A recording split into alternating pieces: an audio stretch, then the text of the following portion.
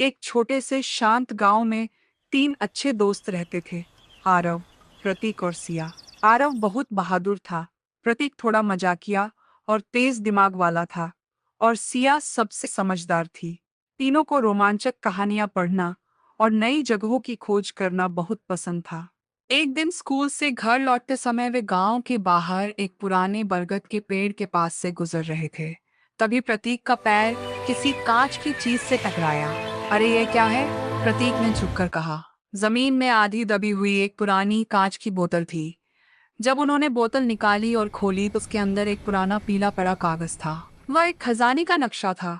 नक्शे में जंगल का रास्ता बना हुआ था और एक जगह पर लाल रंग से एक्स का निशान बना था।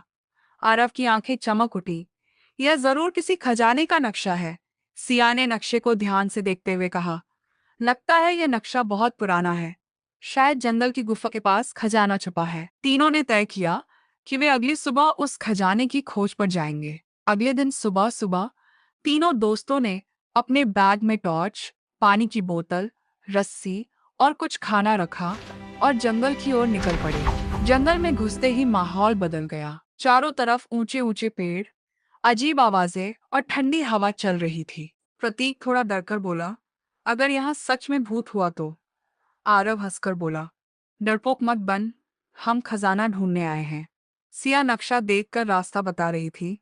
रास्ते में उन्हें कई मुश्किलें मिली। कहीं फिसलन वाले पत्थर थे, कहीं कांटों की झाड़ियां। एक जगह उन्हें छोटी सी नदी भी पार करनी पड़ी, लेकिन तीनों ने मिलकर हर मुश्किल पार कर ली।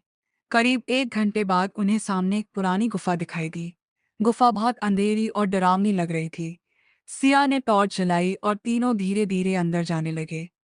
अचानक उन्हें सामने एक बड़ा पत्थर का दरवाजा दिखाई दिया। दरवाजे पर अजीब चिन्ह बने हुए थे और बीच में एक पहेली लिखी थी। मैं बिना पैरों के दौड़ती हूँ, बिना मुंह के बोलती हूँ, बिना पंख के उड़ती हूँ, बताओ मैं क्या हूँ? तीनों कुछ देर सोचने लगे। प्रतीक बोला, क्या यह बादल है? आरव बोला, नहीं, शायद नदी। सिया ने थोड़ा सोचा और बोली, मुझे लगता है जवाब हवा है। जैसे ही उसने हवा कहा, दरवाजा धीरे धीरे खुलने लगा। तीनों हैरान रह गए। दरवाजे के पीछे एक लंबी गुप्त सुरंग थी। सुरंग में थोड़ी ठंडी हवा चल रही थी और दीवारों पर पुराने मशाल के निशान थे। वे धीरे धीरे आगे बढ़ते गए। अचानक सुरंग खत्म हुई और वे एक बड़े कमरे में पहुंच गए। कमरे के एक बीचों बीच एक बड़ा लकड़ी का संदूक रखा था।